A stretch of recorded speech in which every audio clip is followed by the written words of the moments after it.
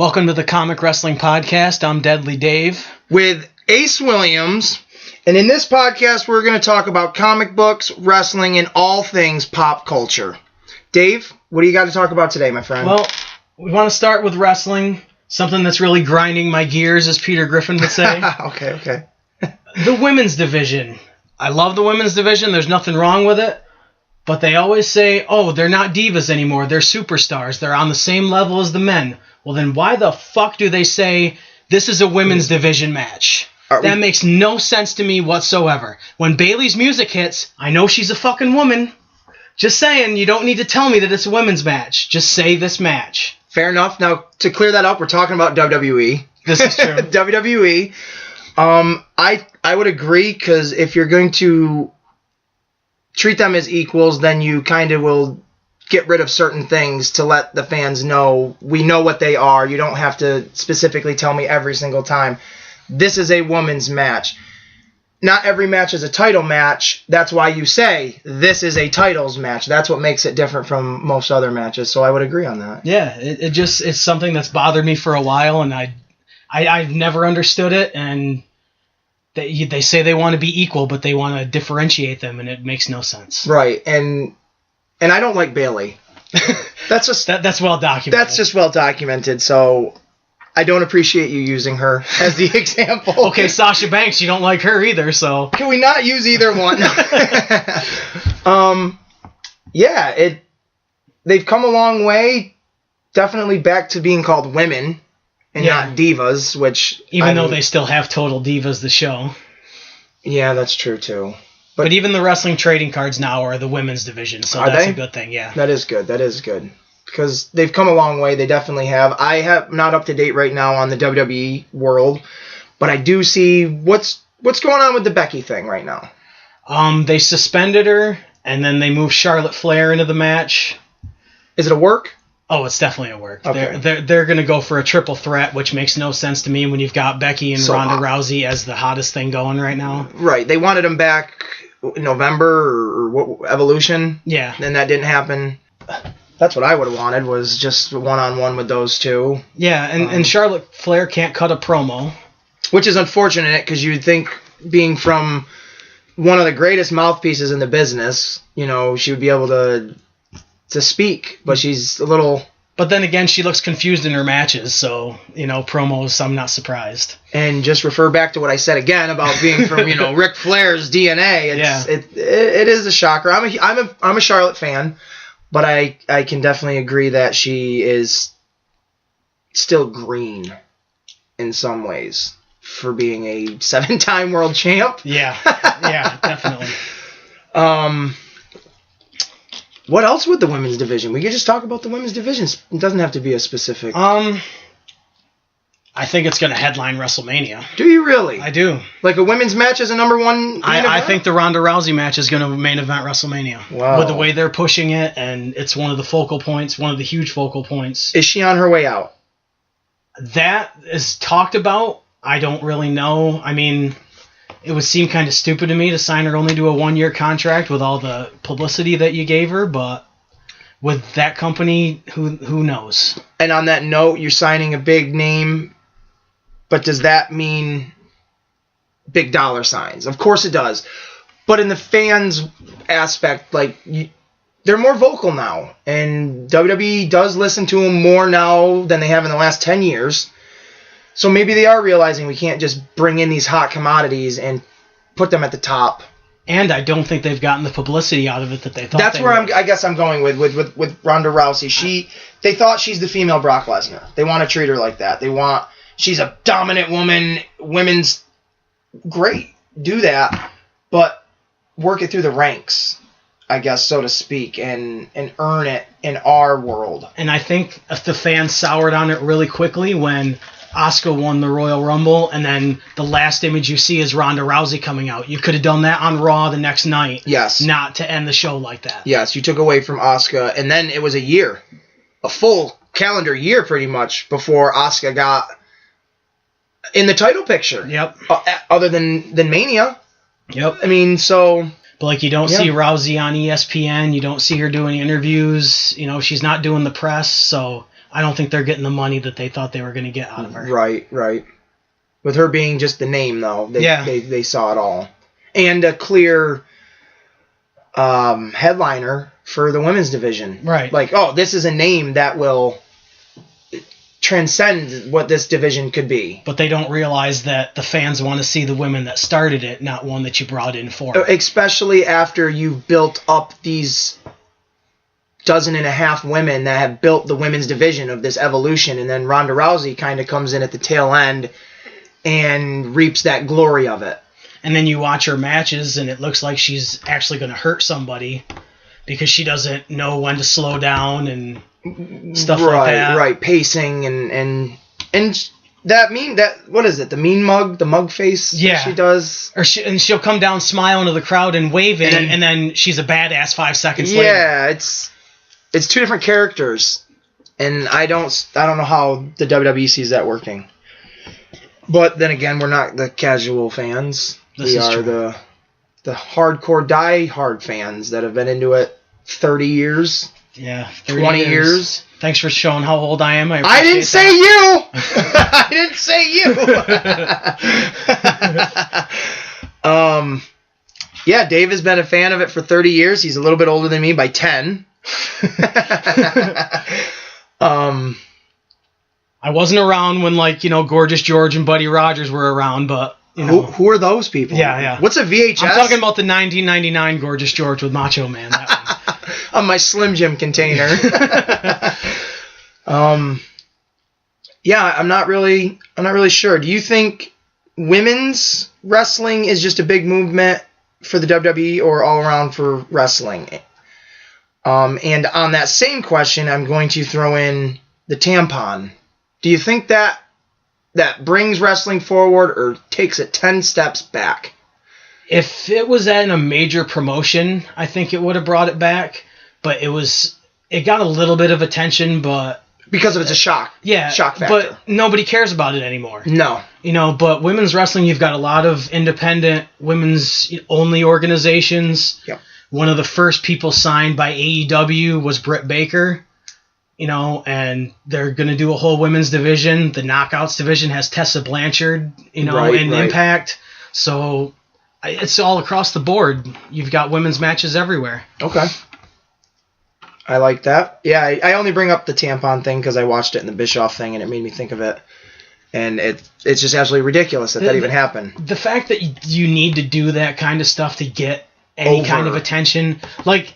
I like Joey Ryan's character, but the whole dick flip stuff. I don't know what that is. Could you? He literally has guys grab his dick, and they do a front flip as if his dick flipped them over, gave him a hip toss. That's one of his moves. Who is he wrestling for? Oh, he wrestles all over the place. He's not on any major promotion right now. And he's over? He's over.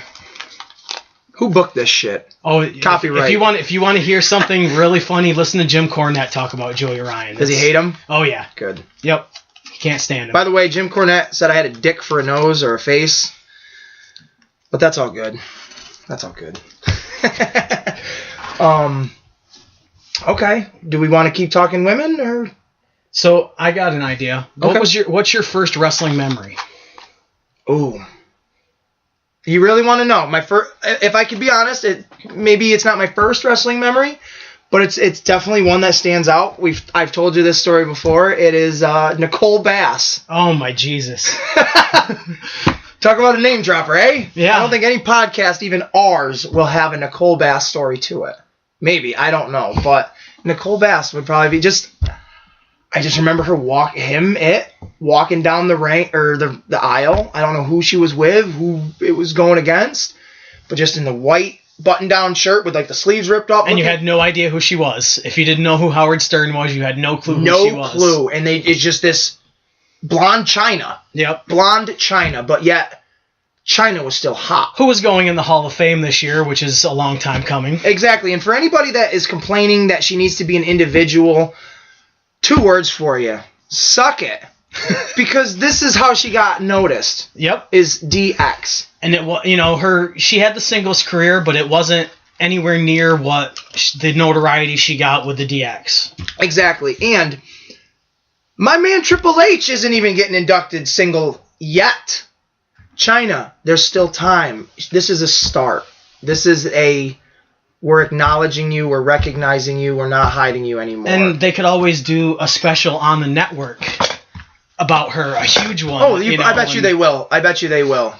When I watched the segment on Raw, it was like the minute and a half of Triple H announcing that DX was getting inducted. And we'll have X-Pac and Shawn Michaels and Road Dogg and Billy Gunn and me and the ninth wonder of the world, China. And the crowd went nuts. Right? Yep. And it's like, you got him. You got him in your hand right there. So... And I know she did porn and stuff, but that's not what people remember her for. So didn't Sean Waltman. This is true. So did Sean Waltman with her. And how many Hall of Fames has he been up on the stage with now? Yep. You know what I mean? So, and him. Good for him. He could get inducted in a singles category. Oh, yeah. 1, 2, 3 kid. He could be inducted for that. Lightning, maybe not that, but as Sean Waltman, because he's had that career as Six Pac. And whatever, if he played any other characters, I'm not really sure of. But yeah, 6 in WCW, and then 6-Pac in TNA, and then X-Pac, like everybody knows him as the 1, 2, 3 kid, Lightning Kid, whatever you want to call him, kid. Yep. The Kamikaze Kid. Is that a real name? Yeah, that was one of. Wasn't he? They were giving him like different names every week on Raw. Wasn't he Aldo Montoya? No, that was just incredible. That was just incredible. That's right. I'm sorry. Don't hate me. You're gonna get hate tweets. I'm gonna get hate tweets. I'm not even on Twitter. And I'm gonna have to make a Twitter just so I can get hate tweets, just so I can know what it's like to have that. All right. So, what was the first event you ever went to? Wrestling event? I think about this all the time. It was a Monday Night Raw house show in 2007. There was a fatal 4-way match for the Intercontinental Championship. Mr. Kennedy, Jeff Hardy, John Morrison, and Shelton Benjamin. Nice. That was terrific. That's stacked. I'm second row at this. Let me tell you. I'm second row. I saw the women's matches, but again, at that time, if it's not Mickie James, if it wasn't... Victoria, it didn't matter. Yep. At that point, because there wasn't an athletic. Gail contest. Kim, I love you, Gail Kim, but you weren't WWE at that time. I don't think in 2007. Nope, she was in TNA. Right. Yep. But whoever, I don't know who was in the matches. There was Lance Cade, Trevor Murdoch against the Crime Time, which was pretty cool to see all those. But the main event, first and only time I've ever seen this in my life. Team rated RKO, Edge and Randy Orton with Kenny Dykstra wearing a mink around his neck. That's quite random and confusing to the crowd and to myself as a wrestling fan that understands things like Vito wearing a dress. I didn't get it. I don't think anybody did. I didn't think anybody did. Bruce Pritchard didn't get it. And they were going against D-Generation X, Shawn Michaels, Triple H, and Ric Flair. There you go. In a 6-man tag team match. That was the main event. I'm in the corner of Ric Flair giving chops to the mink-wearing, stink-smelling Kenny Dykstra. It was awesome. Well, my first event had Ric Flair in the main event as well. Woo! It was a house show at the Glens Falls Civic Center. One of the matches was Money Inc. against the Nasty Boys. Hacksaw Jim Duggan wrestled Nails, which was, if you want to call it wrestling, they pretty much just walked around and Hacksaw gave a few punches and, used the 2x4. But the main event was Ric Flair against Bret Hart in a series of matches after Bret Hart won the world title from Ric Flair. Okay. That's cool. Those are the only ones I remember. Now, was that Coliseum video stuff? Nope, that was just a house show. The Coliseum video ones I went to were a couple of years later, where they had everybody wrestled like two or three times. Yep. Right. Very cool. That is cool. I like that. I like that we both have our first... I want to talk about Ric Flair. Our first main events were Ric Flair main events. Yep. And you can't see in internet land, but there's a picture here in my office of myself, Dave, and our buddy Mike standing next to Ric Flair, which is one of my absolute favorite pictures in the entire world because that's my 4 horsemen. That's our 4 horsemen.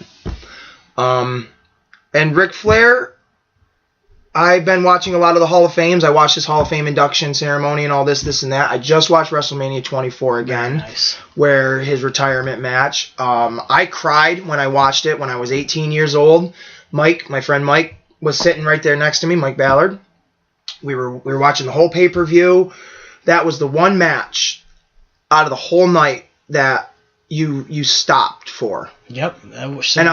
I love Undertaker. Dave, your favorite wrestler's Undertaker, but even that night, you put everything aside for Ric Flair. You put it all aside for the Nate. And it was, I felt it again. I felt it again after like 10 years when I watched it the other night. It's amazing those moments that do that to you, no matter how many times you see them. It's unbelievable. When you see Shawn at the end lip and say to him, "I'm sorry, I love you." There's so many meanings to that of what he's saying right there. Yep. But as a fan, you're taking it as like, "I love you, man. I'm sorry I have to end this for you. And I know that you love this business, and I'm the one that has to end it." Exactly. And in the same breath, talking out of the same side of the mouth, when he went to TNA and he wrestled, I used to think, man, that's kind of souring to the retirement. Even though it was good for Jay Lethal and he got, a lot out of it. But now that I've looked back at it, no, it's Ric Flair. If anybody can do it, Ric Flair can come back out of retirement and get back in that ring. Maybe not now. No, not now. Not now, no. He just had his 70th birthday, actually. Happy birthday, Rick. I'm eating French fries. I'm sorry. So, who was the first wrestler you ever met? Hacksaw Jim Duggan. Talk about him. Ho! Ho! And no, not you, Lita. Oh, man, I'm so sorry. Sorry, talking about we're having ourselves a ho sale. Ho! Yeah, it was Hacksaw Jim Duggan at the Glens Falls Fun Spot. I don't even know if it's there anymore. Skateland, whatever you want to call it. Anybody that doesn't live under a rock, that loves wrestling, that knows who Hacksaw Jim Duggan is, knows he's from Glens Falls, New York. The only place you'd ever hear about Glens Falls, New York. Exactly. So that's why he was there. He was back home doing autographs. It was fantastic. I was 16 years old. My mom took me to go meet him. Really, really cool. I have the Polaroid from it right there. I love it. I had a great time. But because there are wrestling fans, and not all of them are this way, but there's a handful. You hear the people in the crowd. When are you going to bring in The Rock? You just want to smack the shit out of him. Right. You really do. Because you're shaking your head and you think... I was thinking two things. This is this guy's hometown, for one. That's why he's here. Yep. And two, this is Skateland. Not exactly a highbrow spot for The Rock to show up at. No. And if anybody that'll ever listen to this knows what Skateland is in Glens Falls, New York, or Lake George, whatever it is, you go there for a fun time, but you don't go there for a great time. So the great one will never, ever go to Skateland. I mean, if the shyster at the mall couldn't get him, Lord knows the Fun Stop's not going to get him. Little inside baseball there. Kind of have to be in this area to get that. But to get that. Yeah. What about you? Not as spectacular. Hacksaw's a legend. Yep. First wrestler I ever met was Adam Bomb. No, cool. I remember you telling me this. Adam Bomb's cool, man. It was at Green's Appliances, which isn't there anymore. He was literally at a table that the Dudleys would use, just sitting there at a table. And I walked up, just got the autograph on his trading card, and he said hello, and that was it. They just moved you out. Now, how old were you? That was 94, so I was 13. Wow. But he was the first one I ever met. That's cool. It's a cool experience. I still have the card, and, knowing that, right. I can look at that and be like, wow, that's the first guy I ever met. Exactly. And rest in peace, Adam Bomb. He's dead, right? I don't know. If you're not, I'm sorry. Brian Clark, his partner, is. I don't know about him. But we don't see you anymore. You're dead. Yeah, I know what you mean by looking back at it. Like that little Polaroid. That is literally the picture right there in the corner of one. And that 2x4 that he's holding in the picture is that one right there. My first ever wrestling autograph. First ever wrestler. Wearing a DX shirt with a Denver Broncos hat. And a lot of people ask me, why do you pay the money to get these pictures and autographs? Because I can look at that picture and it takes me back to an awesome show that I went to or an awesome autograph signing. The one we just went to with Bully Ray, where he had Oreos out on the table. And Can we just give him a... Thank you, Velvet Sky and Bully Ray, for allowing us to have Oreos at your autograph signing. Thank you. Yep. And then the next day, Chimey Dreamer is tweeting out pictures of himself with Oreos. Yeah, it's a conspiracy, but I love it. But yeah, to be able to pay, it does seem at times ridiculous that you do pay money to meet a human being. It really does. And if we're gonna talk a real talk and do a shoot, it is ridiculous that I paid $150 to meet Hulk Hogan. It is. But in the same breath, it's the first opportunity and the only opportunity I've ever had in my entire life to meet him. And that was almost 10 years ago? Yep. So almost 10 years ago, he was in his 60s.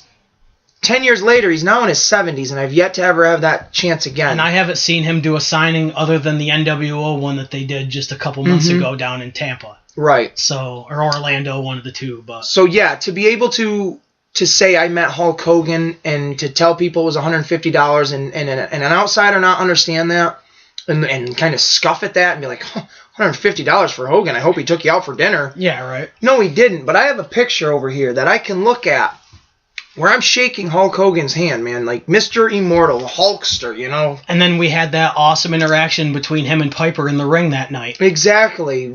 Even WWE never did that. At WrestleMania 30, Dave. WrestleMania 30. WWE, why do you not have an in-ring moment with Hulk Hogan, Roddy Piper, Paul Orndorff, Cowboy Bob Orton, and Mr. T? You had them minus Cowboy Bob Orton backstage for a segment. Yep. Why did you not put them in the ring? Or even have Hogan and Warrior have a face-to-face confrontation on WrestleMania. You had him there that year, too. Mm-hmm. Exactly. That's another one I'm glad we can say that we paid to meet because we met him a couple years before he died. Yeah. Nobody can say nobody can meet him anymore, and that's a shame. And it's the Warrior, someone that people, avid wrestling fans talk about the wrestlers that common people know about. Hulk Hogan, The Rock, Stone Cold Steve Austin. Hulk Hogan is a household name amongst everybody. Always will be. Always will be. To wrestlers, though, Ultimate Warrior is it's right up there. It's synonymous. They're parallel to each other. You could hear the first 3 bars of his music, and so many memories come flooding back. He was just iconic as them. He may not have been the best worker. His promos, you couldn't understand a damn thing he said, but you still remembered him. Mm-hmm. Exactly. Filling up the rocket ship with fuel and all that.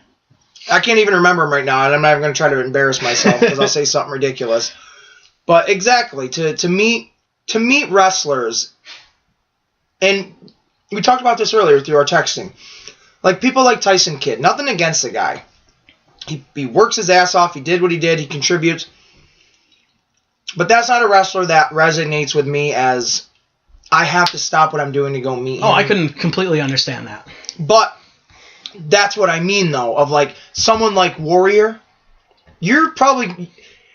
I don't think I'd miss my daughter's birthday for anything unless I was forced to. But if I had to miss a baseball game, I'll say this on record. If you told me, hey John, if Macho Man was still alive, and you said, hey John, you want to go meet Macho Man March 27th? Oh, my kid's got a baseball game. Ooh, yeah. I'd be there. I'd be there to meet the Macho Man. But if you said, Breezango, both of them are going to be there doing autographs. You want to go? I'd say, ooh, no, I wouldn't go to that. I completely understand that. And it's nothing against them, that talent, but it's just certain people like Warriors and Hogans and Flairs, those guys that we've met are the ring bearers and the flag bearers of this sport that we love, that we're talking about. like the godfathers of it. It's amazing. And even some that we met that have become those stars, like Dijak and Warbeard Hansen, Matt Taven, Daniel Bryan, Matt Taven, and TKO, guys that are just coming into their own. That Cedric Alexander, Tommaso Ciampa. We met him when he didn't really have a defined character. You go into a story, Dave. Tell a story of you and Tommaso Ciampa and Matt Taven. It was in between shows, and I stopped at a mall that was right near the arena. I was not with him. We were supposed to be together. He couldn't go, and so I stopped at the mall, and in the food court was Matt Taven and Tommaso Ciampa and Casey Ray, but nobody really remembers her. And Matt Taven recognized me because I have gone to so many Northeast Wrestling and CTWE shows. Yes. He recognized me, and of course I was wearing a Matt Taven shirt, which I purposely put on because I knew he was going to be at the show. And they waved me over, and I got to sit with them for almost an hour and just talk.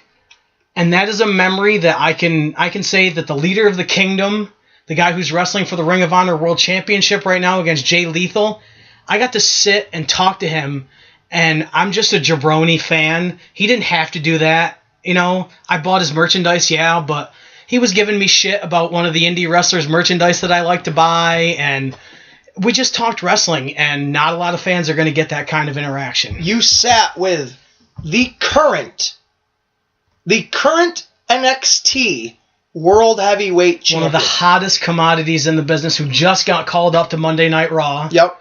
Which, that is an amazing story, and I will only ever say this because of that result. I'm glad I wasn't there. Because I wouldn't have gone to the mall that day. Exactly. So I'm glad I missed out on that, because that is a story that you can share, and you can share with me that it wasn't like, I know, Dave, I was there. You know what I mean? Right. One of those things. We would have went straight to the building. I never would have went to the mall. Exactly. We would have went to the building and just waited. Exactly. But it is awesome to be able to meet those stars that you don't know if they're going to become anything. And even at that time when we went to our first NEW show together, which I believe was in the Fort Edward High School. It was, yep. That's not the one I think of, though. The one I think of is WrestleFest 19. Or not 19, but 14. 14. Our very first one we went to. Booker T was there.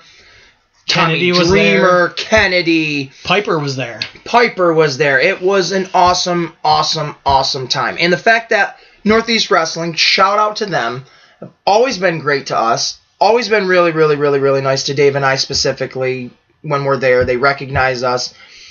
And the fact that they put all their stuff, their product is pretty top notch, and they put it on DVD so you can relive it. You can live it for the first time. It's awesome to be able to have so many shows that we were at on DVD. So many historical moments. Piper and Hogan in the ring. Scott Hall being ringside with Kevin Nash, teaming up with his son Cody Hall. Amazing. Like, to me, that's awesome. Awesome. Matt Taven almost killing George the Animal Steel with a moonsault to the floor. Wow, talk about a heart attack. Yeah, we were right there. It was right in front of us. We were right there. We were front row for that. That was George intense. the Animal Steel had no idea Taven was doing the moonsault to the floor, and Taven landed right on top of his head. Right on the back of his head. But we saw Daniel Bryan's last indie match before he went full-time with WWE while he was United States champion, because he was fulfilling his commitments, and he wrestled Shelton Benjamin that day, thanks to Northeast Wrestling. Mm-hmm. We have so many memories. I would suggest to any fan of wrestling, go to an indie show. You never know what you're going to see at an indie show. You never know who you're going to meet that's going to become the next star. Right. You never know the experience you're going to have, the interaction with a superstar. I've never been to a WWE signing. Never. Right? Nothing. I haven't either, no. Other than Adam Bomb, but that was, But I mean, like, we've never been to, like, a fan access. No. Or a specifically, like, WWE produced fan signing, which I imagine are really fun because you're getting to meet the guy that's on TV right then and there, the hot guy. Or maybe, like, if you go to fan access, you meet them all. You meet Triple H, you meet The Undertaker. Guys you'll never probably get to meet outside of the ring until they're... Even though Undertaker is doing independent bookings now. He's going to be at StarCast 2. He's not going through WWE for his bookings anymore. Wow. Yeah. I'll eat my words here. Good thing I just had some candy because my words are soft and sweet right now. Fair enough. I guess my whole thing is like me growing up. Any wrestling fan growing up wants to have some sort of takeaway from wrestling. They want to have an experience. We've had so many that were placed in front of us and we just took advantage of it, or some that took advantage of us, like just going to wrestling shows and the guys being so cool and cordial, saying, why don't you guys come in the doors, help us with the ring, become part of the crew, help set up the steel cage. Exactly, things like that where you aren't just a fan. Like, I don't want to say we were their family, but they made us feel that way while we were there. Every single wrestler, no matter who it was, introduced themselves to us. Bobby Lashley introduced himself Exactly. to us. Rhino did. And that's at CTWE. Which was an amazing company. An amazing company. Nothing against Northeast Wrestling, but No. we did enjoy CTWE tremendously. It was so personal and professional, and that building in Bethany, Connecticut was an amazing building. Yep. And probably still is, because I know Northeast Wrestling still runs. Yep. And I'm going to give a big shout out to Joey Bricko, Ant Battle, AJ Cruz, Dan the Man, the Red Lion, Frankie Arion. I know there's so many more. So many. Brian Lucas Sharp. Fury. Yep. Lucas Sharp. Vlad. Got to throw Ron Zombie in there. Ron Zombie. Bull Dread. All them guys. So many good memories in that building. Tons of them. But yeah, I like that.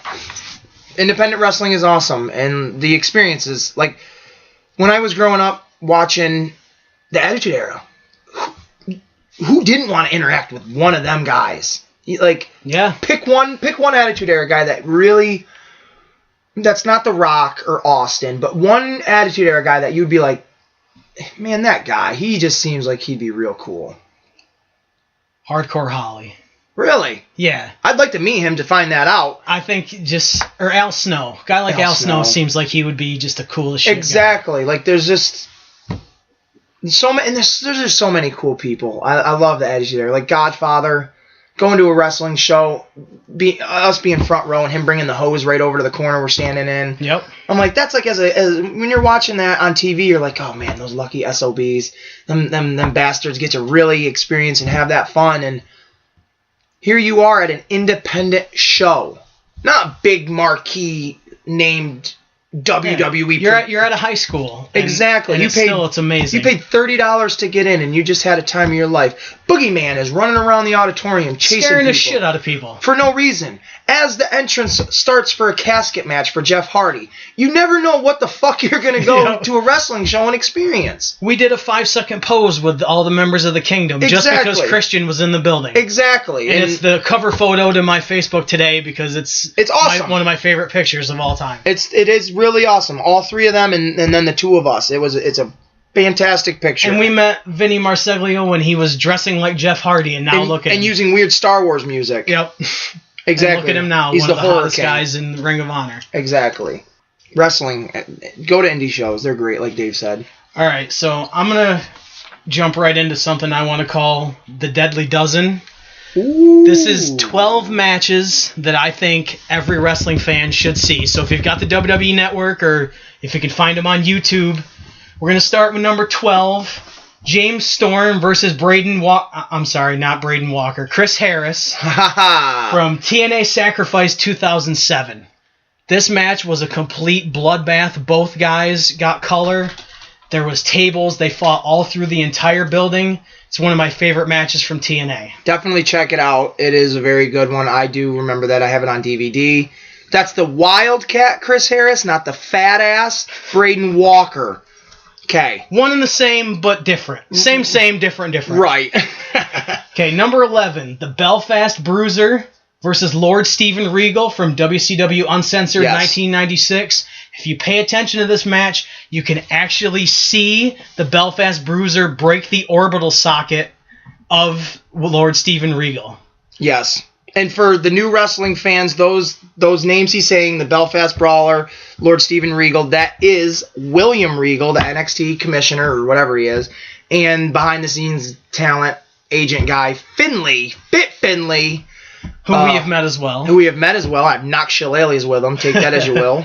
All right, number 10, Brian Pillman against Jushin Thunder Liger from Super Brawl 2.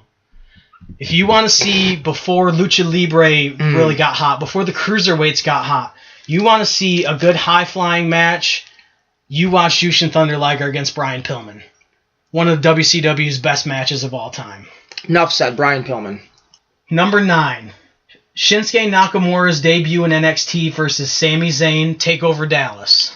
Number 8, Trish Stratus against Victoria in a hardcore match from Survivor Series 2002.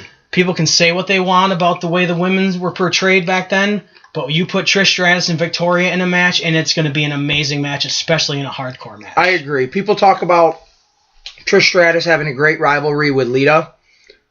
This one stands right up. This is Victoria coming in, still pretty new to WWE at that point. She'd only been there a few months, as far as I believe. Yeah. Exactly. At least on the main roster, anyways. Right. Getting this recognition. Yep. So, yeah, definitely check this out. This is Trish coming into her own, definitely, as well. And one of the best performers of the business. It really, really is. So, check it out. Very good match. This one, a lot of people don't know about, but Jeff Hardy against The Undertaker in a ladder match for the Undisputed title on Raw, June 1st, 2002.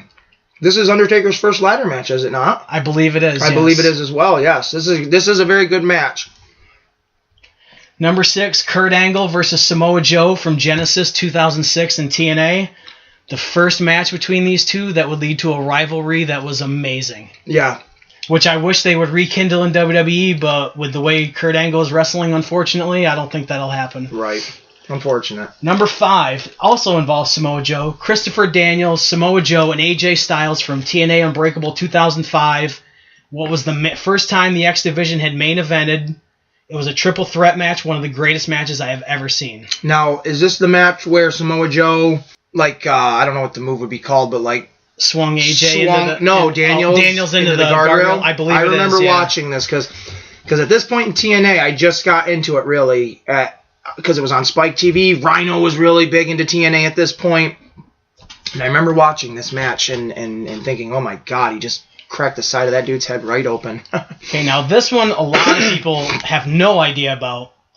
Royal Rumble 1990, Ronnie Garvin versus Greg the Hammer Valentine in a submission match.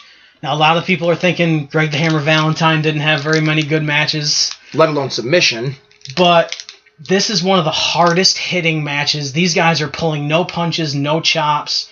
At one point, both of them are going for covers because they forget it's a submission match. The commentary with Tony Schiavone and Jesse Ventura is amazing.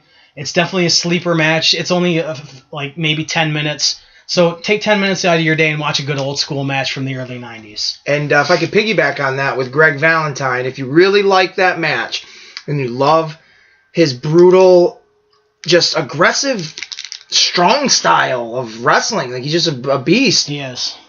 I don't know what year it was or what show it was, but just Google it, YouTube it. Greg Valentine, Roddy Piper dog chain match. That was at the first Starrcade in 1983. And that's why he's here, folks. Check that out. That's personally one of my favorite matches. This is one that's probably one of your favorites as well. Royal Rumble 2000, Triple H versus Cactus Jack in a street fight. Yep. The story that these two told in that match, like Mick Foley said, all Triple H had to do was laugh when he turned into Cactus Jack, and it would have ended it right there. But Triple H made you believe that Cactus Jack was the baddest motherfucker on the planet. Even after he had been Goofy and Mankind and doing Socko. But as soon as he turned into Cactus Jack, he was a bad motherfucker. The switch had changed. I totally agree. I would love to do a full Royal Rumble 2000 episode and talk thoroughly on this, because Triple H, I could hate the guy. I could hate him as a wrestler, but this match, that wound he sustains on that pallet and continues to keep going, the stuff Mick Foley does, because this was building up to his retirement match, or was this No, because he had the Mania. Hell in a Cell was next, and then he had Mania, right? Yeah. Yep. So we'll get back to that, but yes, that's a great match. Number 2, CM Punk versus Daniel Bryan for the WWE Championship at Money in the Bank 2012. Okay. That's a good match. Anytime you see CM Punk and Daniel Bryan in the ring together, you got money. No matter what you think about Punk, his matches were outstanding if he was in there with a great wrestler. And Daniel Bryan is one of the best in the business. And fuck you, Rock. Fuck you. That's all I got to say about that. And the number 1 for this time, Shawn Michaels versus Mankind in Your House Mind Games. They didn't really know what they were doing with Mick Foley. That was kind of in that transition where they weren't keeping him with The Undertaker anymore. Mm-hmm. And that match, it's one of my favorites. For a while, Mick Foley thought it was his best match. Until him and Randy Orton in 2004. 2004. So for Mick Foley to say that was his best match. For 12 years? Yeah, out of all the matches that he's had. Hell in a Cell. It's worth watching. Mm-hmm. It really is. And Shawn Michaels, the end of 96... You can't get any better than that. No. Other than having Jose Lothario in your corner, which looked kind of corny. Right. Which I actually think took away from his title run. No offense to Jose Lothario, but having him in his corner... It just was a showcase. Yeah, the lead up to WrestleMania I understood, but afterwards I didn't think he was needed. Right. Shawn Michaels stood on his own. You didn't need him. But that match to me is amazing, and that's why it's number 1. Great. That's a good list. That's going to be a weekly or however. It might be. I might pick segments too, like out of Raw or SmackDown that I think people should watch, not just matches. Right. Okay, that's cool. I like that. I definitely like that. That's great. Do we have any more topics on there, or are you kind of? Well, I was kind of thinking about the Aladdin trailer because we talked about that a little bit. I just saw the Will Smith thing on there. Okay, now what the heck is this for? I was saying that Will Smith in that trailer looks like he ate one of Willy Wonka's pieces of gum. Yes. And he just didn't turn into the big blueberry. He turned blue, but didn't blow up. Yep. I was waiting for Oompa Loompas to show up and drag him away. Yeah, Will Smith as Genie. Now, my thought is not so much everybody's going to jump down everybody else's throat when they say, oh, Will Smith is Genie. You just hate on it because he's not Robin Williams. That's not it. Robin Williams was his own thing. It was a cartoon. He was performing through a cartoon. Will Smith is now performing as himself. The look, other than it just being a CGI. They didn't change his appearance at all. No, he looks like Will Smith. He sounds like Will Smith. Now, I understand I only got 2-second clip, little soundbite, little voiceover. Don't judge a whole movie. I'm judging most of the movie because of, not just because of Genie, but because of Jafar. He looks like the street merchant. Yep. He sounds like my 2-year-old daughter sounds more masculine than him. Which probably is. Which probably is, but I love you, Gemma. I love you, love you, love you. It just there's so many things that this movie could be that it looks like it's not going to be. And we discussed it too. You could have done Robin Williams. I'm sure there's outtakes of him doing the voice that would have fit into the story, so it wouldn't be the exact same as the original. Right, you could play around with it and interject things and change things differently, but with the same formula. Yeah. And make Genie the big cartoony. Just because the people are real doesn't mean the cartoon aspect of it has to go away. He's a genie. You don't need to make him look like a human. Right, because if you're going to go the route of making Genie look like a human, then what the fuck is the rest of the movie going to look like when the goddamn elephants are dancing? You're going to tell me that realistic elephants can dance? I'd rather it all look cartoony and the people be real. Right. This isn't Jungle Book, where the animals have to be cute and cuddly. Those animals are mean and ferocious in the Jungle Book. This is Lion King. Or, not Lion King. This is Aladdin. So make those animals like the tiger. Her pet tiger looks too real for me to think it's cute and cuddly. Yep. You know what I mean? Like, I think it's going to attack her, not protect her. Right. I mean, the monkey Abu, you can get away with that just looking like a real monkey. Right. Indiana Jones killed it with that stuff back in the day. So Dr. Jones. Right. People are going to eat that up. But Will Smith is Genie. You don't have to play Robin Williams, but play Genie. Yeah, be a genie. Don't just hello. Like, get into it. Get into it. Don't be Will Smith. Don't be like, woo, that bottle is tight. Like, great, Will Smith. Thanks for telling me how a bottle feels, man. Like, it's cramped. It's what I get. Oh, just. And it wasn't there, and that's your first impression. Yep. That's your first impression. I'm sorry. And you're only doing that small of a clip to leave you with that impression as well. Right. You're. I believe it was Tony Schiavone said back in the 90s, I'm going to change it a bit. That is not going to put butts in seats. That will not put butts in seats. I mean, you're going to have parents that are going to bring their kids to it anyways because it's Aladdin, But you are turning off a lot of hardcore Disney fans that grew up with the original. Exactly. And if you could get James Earl Jones to be Mufasa in The Lion King, then why don't you just get the original actors to come back for all of these cartoons? Where's Jeremy Irons? Right. Bring Jonathan Taylor Thomas back as Simba. I don't care. Where's Whoopi Goldberg and Cheech Marin to be the hyenas and Gilbert Gottfried to be Iago and Aladdin? Like, I need those voices. Yeah. Or those kind of personalities that carry through the voices to be those characters. Not so much, oh shit, we got Will Smith. Yeah, like, I mean, you're going to get box office no matter who you cast. You're Disney. Like that. Yep, exactly. You could film a turd rolling down a hill, and I'm going to be there dressed as a fucking Star Wars character. Because you're going to make toys of it. Right. No matter what it is. Could you imagine that, though? Like, if Disney made a movie. They do poop emojis. That's what I'm saying. You could make a Mr. Potato Head, but a Mr. Poop Head. Oh, my Jesus. And it has... We're going off the rails, folks. Who booked this shit? Literally. But no, it's... What are your thoughts on like? I know you're more of a Will Smith fan than I am. I only have. But I'm a Bad Boys Will Smith fan, or right. I Am Legend, or Men in Black. The cartoony stuff, the happy-go-lucky Will Smith, I don't fucking like. And he's not there anymore. Yeah. He hasn't played this character in years. Yeah. Like. I'm excited for Bad Boys. Him and Martin Lawrence getting together is fun. Him as Genie, it's like a popcorn fart. It's it's not something I care about. Exactly, and that's awful because now you're kind of tarnishing this character. That makes me want to wait for Redbox and not even go to the theater. I won't go to theaters to see this. I will go to theaters to see Ghostbusters. Can we talk about Ghostbusters? I am excited for Ghostbusters without a doubt. Okay. This is just recent. Because of the world we live in where it's a bunch of sensitive people, I don't mean to hurt your feelings. That's why I categorize it sensitive people, because I'm that guy, Mr. Offensive. I will be. Ivan Reitman's son, I don't remember what his name is, posted on Twitter, can't wait to do this Ghostbusters movie. I'm a longtime fan. He's like, I'm like the number one fan. My dad was a creator, blah, blah, blah. And he's like, and I can't wait to give this franchise back to the fans. That's all he said.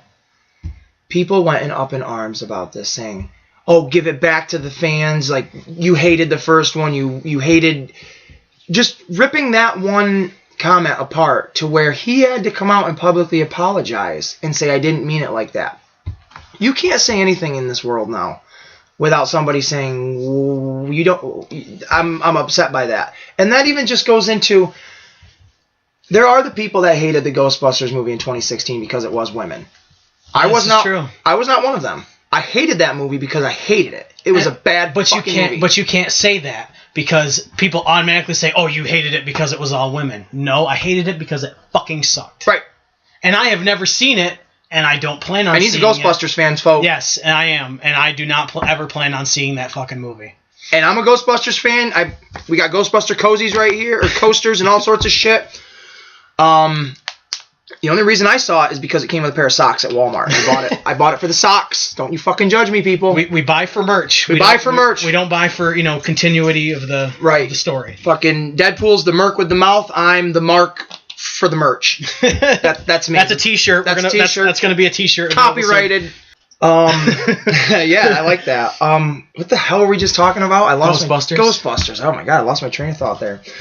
But yeah, I did not like the 2016 one because I didn't like it. I thought it was a bad storyline. I thought it was forceful. Like, they wanted you to like it just because, like you said, if you hated it because it was women, you sexist, misogynist fucking mother. Yep. That's not the case at all. There were some things I liked about the movie. I loved the special effects. Special effects were exactly how you always envision Ghostbusters. Yeah, you wish you could have had them back in the day. But just like fucking Rick Moranis, Louis Tully, I wish I missed out on this one. Yeah. I wish I wasn't part of it. He's certainly something he wasn't going to come out of retirement for, that's for sure. If the expression rolling in your grave was a real thing, Harold Ramis would be spinning in his grave at this movie because he is one of the original writers of the original 2 Ghostbusters, which a lot of people don't really like the second one that much. Which I love. I think it's pretty fantastic. Yeah. I think the Vigo character was actually a pretty good character. Yeah, and coming through a painting, a century-old painting, I thought it was brilliant. And evil living in New York City, who would have thought? Right, and you get to see Sigourney Weaver again. Who doesn't like that? I don't really care for her face, but that's okay. So yeah, Ghostbusters 3. It's going to be Ghostbusters 3. Which they haven't released much about it. They just did that teaser trailer, which but is still, so cool. What do you need more than a teaser trailer just to know that it's coming? And there's so much in that teaser trailer. And Dave, I'm the guy that I pick the fucking details. I look at everything.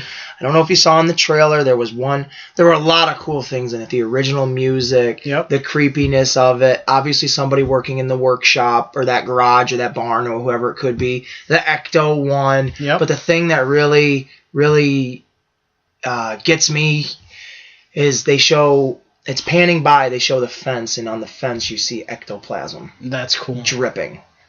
That to me is like attention to detail that only a true Ghostbusters. And now I know everybody could say, well, I could have thought of that. Fair enough.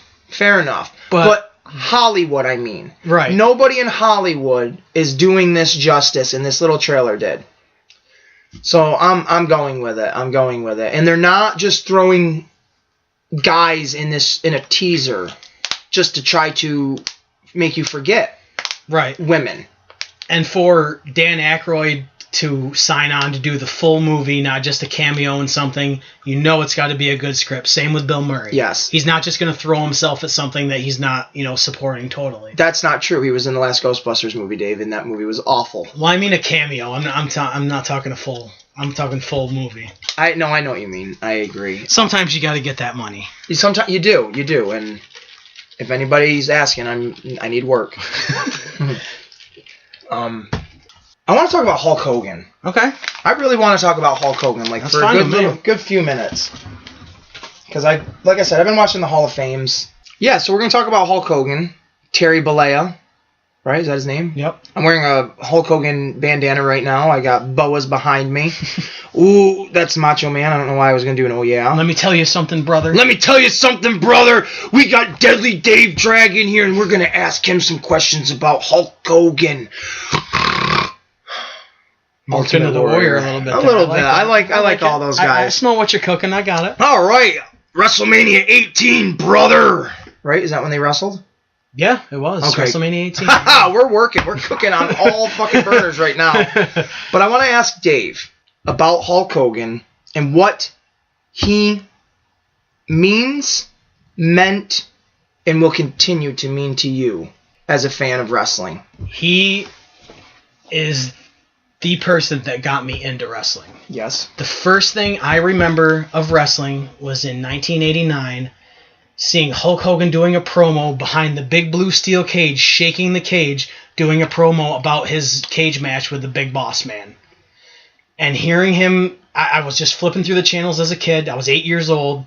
And seeing this huge, larger-than-life guy just shaking this cage and, let me tell you something, and just, it mesmerized me, and I wanted to watch as much of it as I could, and to see him against Andre the Giant, and Macho Man, and the Ultimate Warrior, and Sergeant Slaughter, just to see his progression, and then to go to WCW, and to be in the NWO, and then to come back to WWF, and they wanted him to be a bad guy, but the fans turned him back into a good guy. He is, say what you want about Stone Cold Steve Austin, he will forever be the biggest name in wrestling. When somebody says, oh, you like wrestling, that's what Hulk Hogan does. He will always, no matter what, be the biggest name in the professional wrestling business, forever. Yep. But to me, he's what got me into it, and he was a constant through my entire. He still is. Mm-hmm. He's back now, Mm-hmm. doing little things here and there. But he's still there. He's still there, and until he dies, they're still gonna play his videos. They're still gonna that music hits. Mm-hmm. Real American. The crowd is gonna get on their feet whether they're young or old. Yep. And that's what he means to the business to me. Yep. That's so when you got to meet him, I know it was only a brief second. I know most of these interactions are. Most of them are. A lot of them are really fun. But Hogan, I was there. It was a brief moment. It was so awesome to get to meet him. I can attest to that.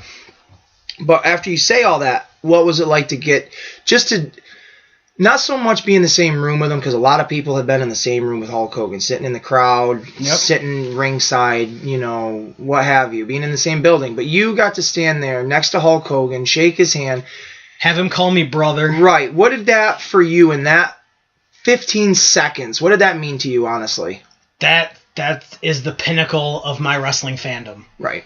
I mean, everything I've done since has been amazing, but that moment, all the memories, even in those seconds, not knowing what the hell to say to him because there's so many things I could ask him. I could ask him questions for 5 hours. He stood in line and he stood and signed for 5 hours. Yep. It was one of the greatest experiences I've ever had. It may be the best. Yeah. Not we've had experiences that were amazing and that we talk about all the time. But overall, that 15 seconds, shaking his hand, getting his autograph, and getting a picture with him, that fleeting moment, the best thing I've ever done in the business. Yeah. I'm not going to say the same thing of it was the best for me, but I agree. I'm sure you'd say the same if you met Triple H. If you had 15 seconds with him. Well, that's the difference there. That's my favorite wrestler. That's not the guy that got me into it. That's true. I can okay. Like it'd be the same concept. I'd be overwhelmed and flooded with the emotion and right. Totally same concept. But I think about it all the time. I've never been on record for saying what wrestler got me into it, but I know I was always a WWF kid. I was too. It was always Mick Foley, Rock, Triple H, Undertaker, Austin, Kane. Those guys. Right. The big six, pretty much, right there. But Macho Man. Yeah. Snap into a Slim Jim. I can remember those commercials like they were yesterday, and I didn't know who he was. I didn't know he was a wrestler. I just saw he was this. But you knew him. I just saw he was this crazy, colorful, fucked up cowboy. You know what I mean? Like, oh yeah, and that's why I have a Macho Man poster right there and his action figure. I think he's the Hulk Hogan for me. Yeah. I can understand that. I really can. Because that over-the-top personality that you'll larger never forget. than life, and when I saw him, because I started watching wrestling in 96, I'll say, ballpark 96. WWF, didn't get to experience the Macho Madness and the Macho King and all that cool stuff. Didn't get to experience none of that. Didn't watch any WCW other than Ready to Rumble and a couple commercials here and there that you'd see these guys on. But even WCW guys weren't on like Saturday Night Live. Not very often, like the WWF guys. So I wasn't exposed to it really anywhere. But I knew who Macho Man was as I got into it. So when I was 12 and I saw Macho Man Randy Savage play Bonesaw McGraw in Spider-Man, which was my favorite movie in the entire world at that time. And two worlds that you love combining, wrestling and comic books. It brings it full circle of this podcast right now. Yep. The comic wrestling. I looked at wrestlers as comic book characters. You had your big over-the-top, colorful superheroes and supervillains. Yeah, your superheroes aren't fighting for championships and stuff, but they're fighting to save the day, and that's the same concept. Because if you have a good champion, then he's representing all that is good in the world. If you have a bad champion, then he is, the opposite of that. Look at Sergeant Slaughter when he was the Iraqi sympathizer. Exactly. He was getting death threats and everything. Yeah. Yep. So Macho Man was huge and still continues to be huge for me, and that's why the Macho Man, Hogan, Ric Flair, Piper, Ultimate Warrior, those guys, those are like the Mount Rushmore. Yeah. For professional wrestling for me. Yep. I mean, I love Mr. Perfects and Rick Rude's and Rick Martell's and Tito Santana's and all them guys, but Ted DiBiase's, Macho Man, Hogan, Warrior, Flair, Piper. Yep. But the good thing about all the other guys that you mentioned, you'll remember them not in the same vein as Hogan and everybody, but you still remember them because of their characters. Because of their characters. Oh yeah. Yep. Oh yeah. And because they all interacted with each other. Yep. No one person. Ted DiBiase is boring as fuck, and you hate him all by himself. But if he's playing ball with somebody and being his character with them and playing off of them, it's like, oh man, I love this type of villain. Yep. But if he's just that villain all by himself and just cackling, and it's just it doesn't resonate with you as like some kind of connection, like, because everybody that has money says, oh, I'd never be that way. Well, how do you know? Yeah, you don't have the money. How do you know until you got that money? So someone like Ted DiBiase, like, you want to see those characters interact with each other, and you want to see someone like Virgil, who's down on the bottom of the totem pole, interact with Ted DiBiase, and because Virgil's solo career, nobody gave a shit about him. Yep. But when he's with Ted DiBiase, it's like, oh shit, there's the punching bag. Like, I kind of enjoy this again. Yep. So even though like people like Honky Tonk Man didn't have huge runs with Ultimate Warrior, you remember Honky Tonk Man because of the run he had with Warrior. Yep. Or the run with Macho Man. Exactly. Yep. And it just, it's so awesome. And we just said this earlier before we started doing this. Wrestling now, you got all these names, but you can't remember half the fucking shit they do. Yeah. You can't remember match to match, pay-per-view to pay-per-view. And plus, back then, even in the mid-90s, they weren't doing as many pay-per-views, so they could build stories longer. I mean, 2000s, they were doing one every month, but it still seemed like they were building. Right. This stuff, it's so fast, and you don't have time to process it. And you're sitting for 4 hours, maybe 5 hours, and you just get so burnt out that you don't remember a damn thing that happens, unless it's an amazing match, like something with the Usos in the bar. But even that, you remember it for a while, and then you're watching 15 hours of WWE programming the next week because you've got NXT and SmackDown and Raw. And you don't, because you don't have it right now, but when I try to give it to you, you binge on it, and folks, that was the end of our podcast careers. Thanks for listening.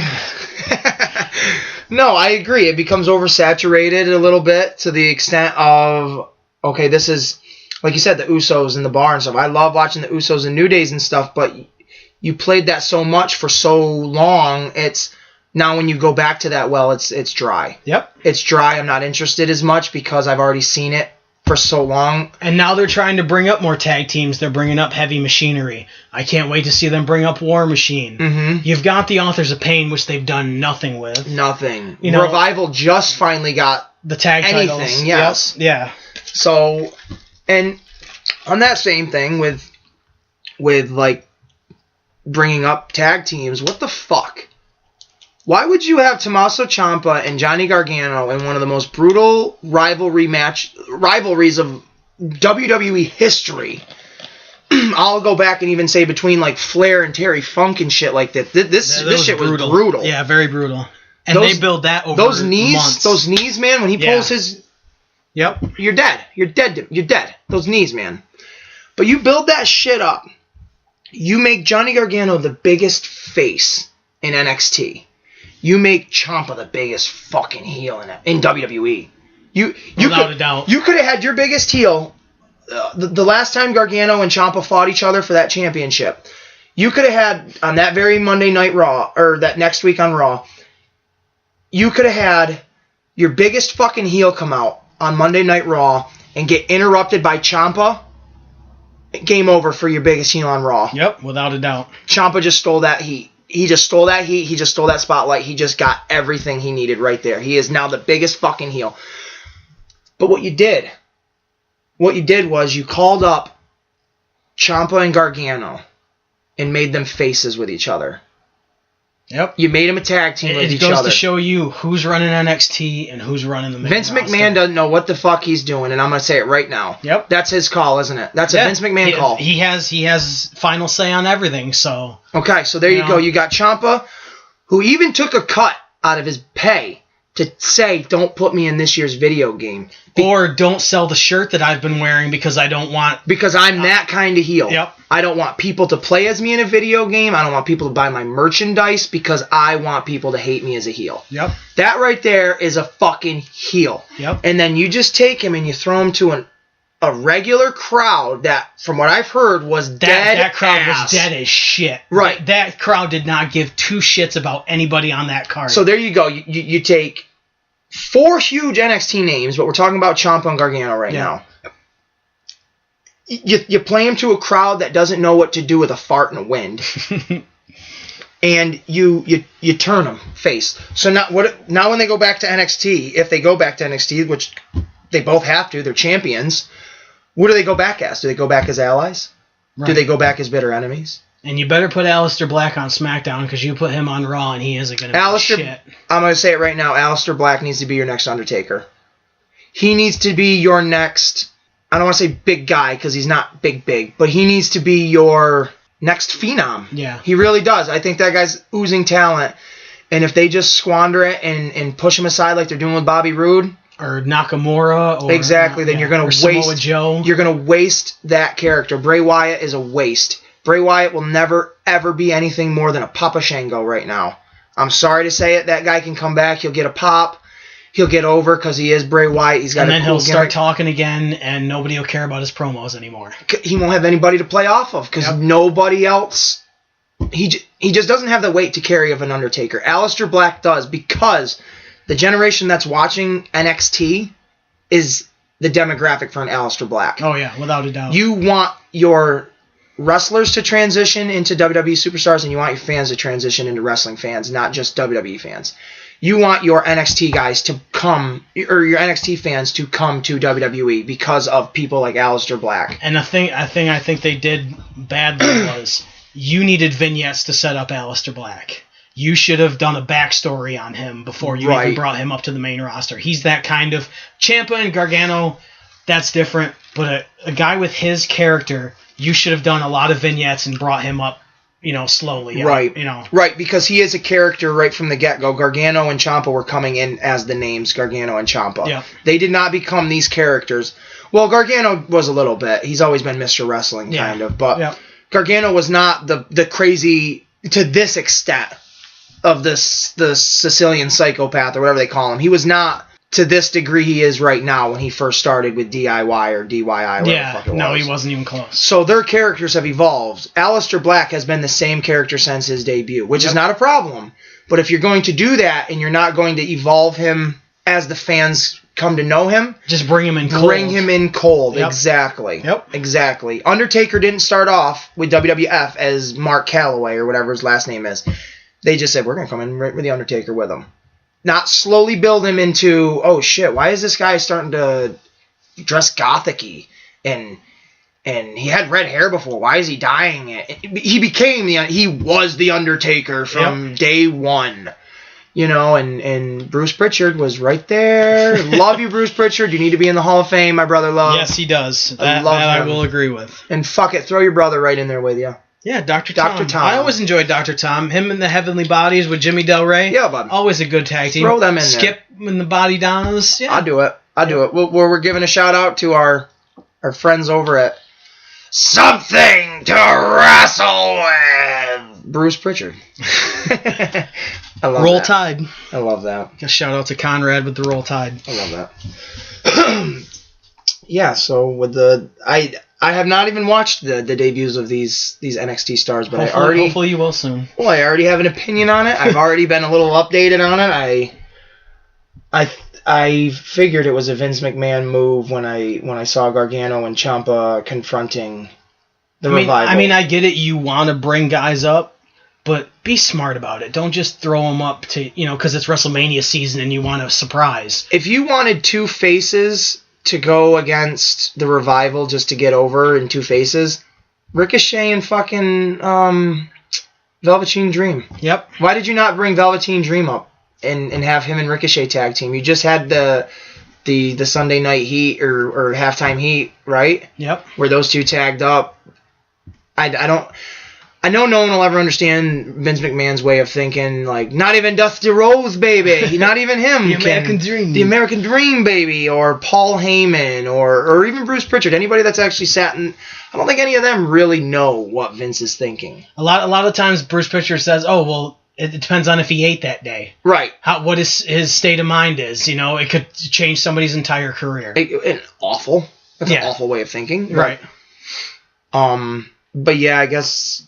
There's only one way to go from here, and that's just forward. So we'll see how this all plays out with these NXTs. And one thing I don't understand about a lot of fans, they criticize Vince McMahon online, but he's gone off of TV for 8 months. The minute he's on TV, he gets the biggest pop out of anybody. But it's the same fans that are bitching about him online that are cheering him like crazy. Yep. When you are a company, this is my thought, when you are a company that makes... fickle decisions in a moment's notice. Fickle. And you're goddamn right I used fickle. Because I can't stand you, Daniel Bryan. I don't like you now that you're a heel champion. It was a waste of a fucking...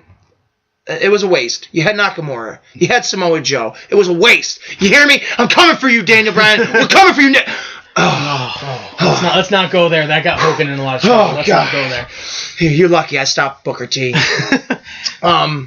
But yeah, when you're a company, $1 billion company making 5-cent ideas, you're gonna have fans with 5-cent minds. It's true. You know what I mean? You're gonna have wishy-washy fans that don't know what they want because you're putting out their product that you don't even know what you want to do with. Dean Ambrose, them announcing he was leaving months ago or a couple months ago, leaving in April, leaves me no interest in his story at all. I know you're on your way out the door. I know your emotions aren't behind what's happening. I don't care anymore. And I haven't really cared about Dean Ambrose in a long time. I liked it at first when he was the heel coming out with the gas mask and stuff because it was like, okay, his personality isn't just he's saying he's crazy. The dude's acting it now. He's got like a little SWAT team. But when you were just being the goofy lunatic fringe, I could care less. Right. You needed to be Jake the Snake Roberts, and you took it. You took your happy pills and became Jake the Snake Pillman or something. I don't really even know. Like, you just... Renee Young, baby, leave him. I think somebody thinks they have a shot. I'm just saying. Hey, I'm into lisps. Oh, Cody Rhodes, watch out then. Hey, baby, I like Cody Rhodes, the Dusty Rhodes, all the roads that lead to Renee Young, baby. Woo! I saw a thumbnail for the Shield, a return of the Shield, and it had Seth freaking Rollins and Roman Reigns, the big dog, and the monster among men, Braun Strowman. I feel like now don't believe everything you read on the internet, John. I don't, folks. I fucking don't. But I take it with a grain of salt because a lot of these things are fun to talk about. A lot of fun topics, theories.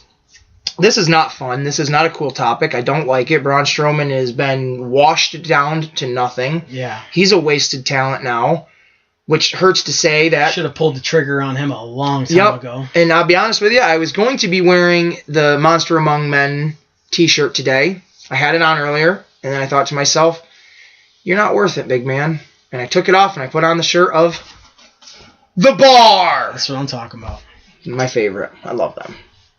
It's good that those two haven't gotten lost in the shuffle, that they're actually doing something and mean something to the product. And the purple camouflage, love it. Love it. Love it. But, yeah, the Shield, I don't think that's a thing that needs to come back anytime soon. Nope. Just because Roman Reigns, if he does come back, you don't need to do that. It's your only way to get him cheered. Pop. Yep. Which I'll say, I'm Roman Reigns is over for me. He can come back. He can be world champion. I don't give a shit. It doesn't affect me anymore.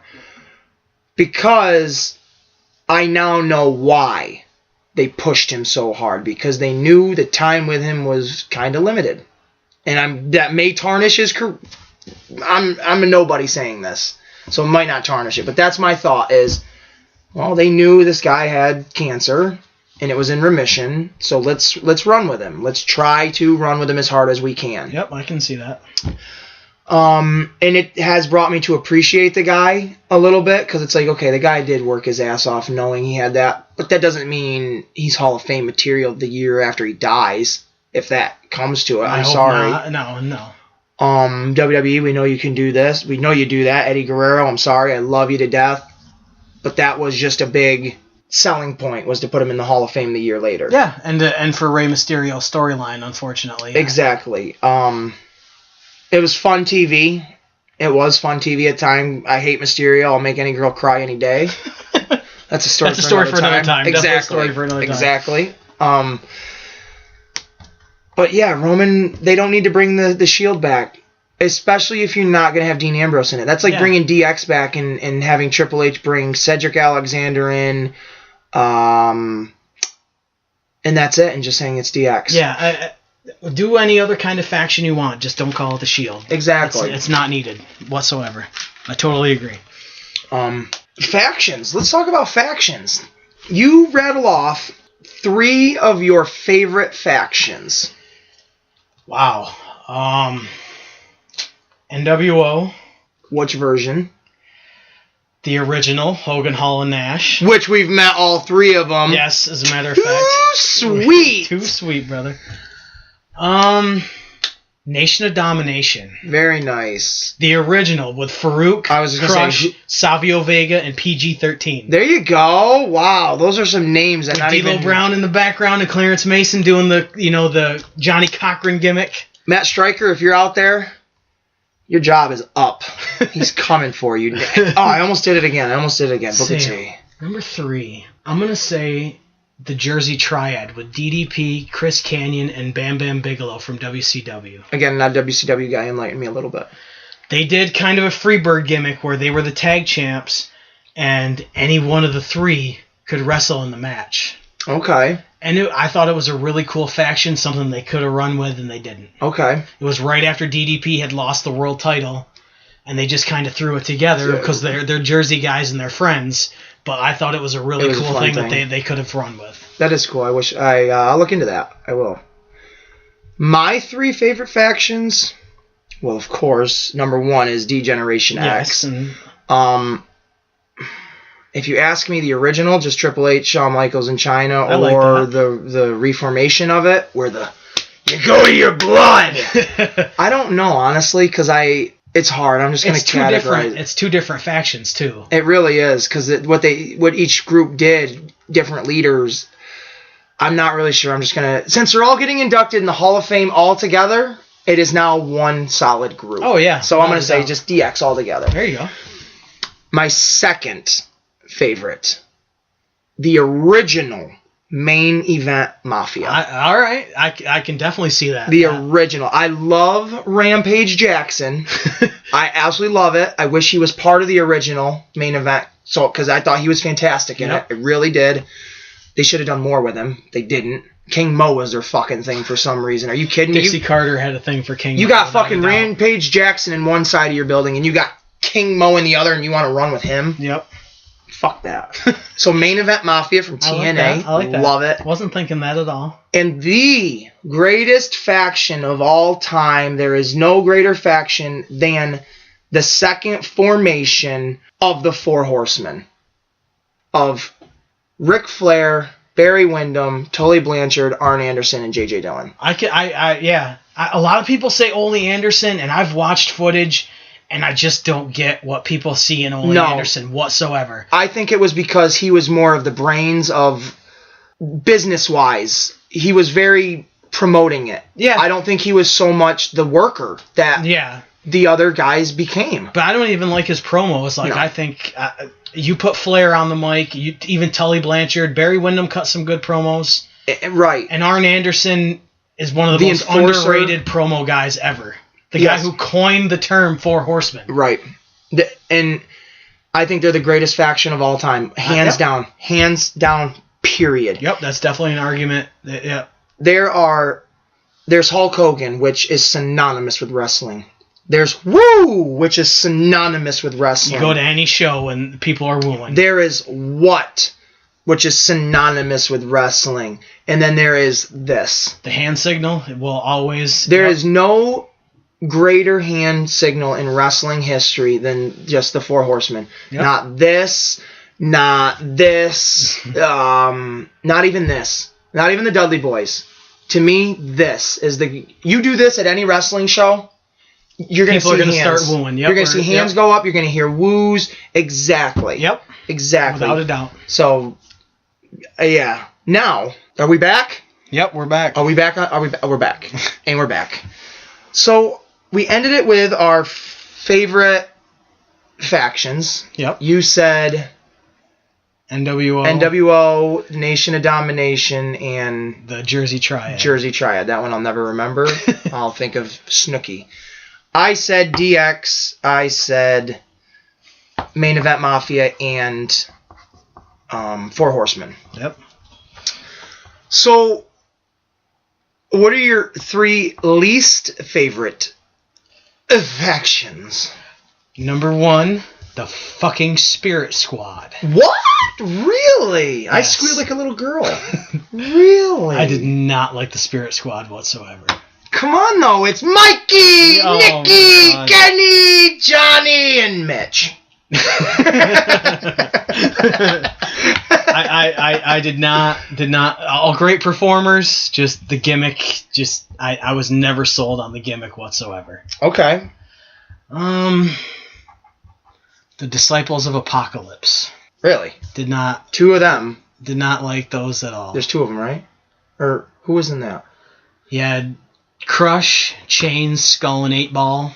Oh, okay. And then when Crush left, it went just to Skull, 8-Ball, and Chains. Okay, so there were a couple of them. That was not a beer. This is not a Stone Cold Steve Austin podcast. That was a Coke Zero for those that have a lot of sugar in their life. Okay, Dave? Let's see. Number 3. Wow. The West Texas Rednecks from WCW. What the fuck is that? Barry Windham, Kurt Hennig, Bobby Duncombe Jr. They sang the song Rap is Crap when the No Limit Soldiers were there in WCW. Ladies and gentlemen, and this is why I watch WWF. Because we had the Nation of Domination. We had D-Generation X. We may have had High Energy, even though that wasn't a faction, but... At least we didn't have West Coast Rednecks or whatever it was.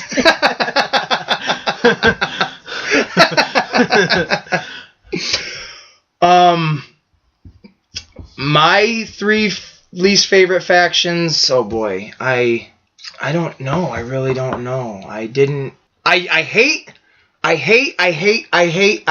the Lucha House Party. Well, there's one. If that's not a stereotypical. Yeah. Group it's right there. Like it's an updated Mexicools. Right. Pinata! Who wrote this? Vince Russo, did he?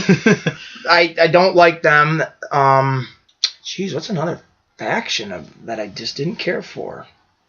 I didn't like X Factor. No, that was pretty forgettable. Yeah, I just thought that was kind of... You got 3 guys with some pretty good talent. What are you doing? Right? It was X-Pac... Train and Just Incredible. And Just Incredible, right? Yep. Who wasn't there a woman with him? I don't know. If so, we forgot about you, honey. Yeah, that's how forgettable you were. Yup. A 3rd faction, I don't really know. West Coast Rednecks. I don't like them. They're so bad you had to mention them too. They're on my list. I'm gonna mark it down. West Coast Rednecks, hate them. All right. I do. You mentioned Carlito, or not Carlito. I'm sorry. You mentioned the Spirit Squad, which makes me think of Carlito and Chris Masters. Now, going into WrestleMania 22, Chris Masters and Carlito were pretty hot. Yeah, I would say they were pretty yeah. over. The fans liked those mid-carders a lot. Yeah, I would say. And they so. were being used in main event situations. Money in the Bank, or not Money in the Bank.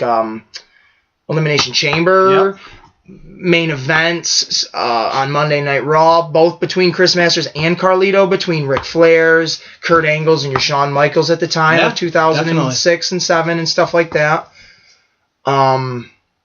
Chris Masters was huge with the Master Locks. He's our modern day Hercules. Yeah.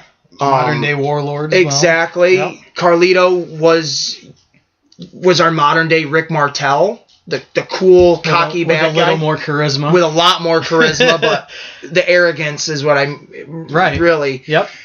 So when they went into WrestleMania 22, now I remember watching this. You didn't know Big Show and Kane were going to drop the titles the next night on Raw to the Spirit Squad. No idea.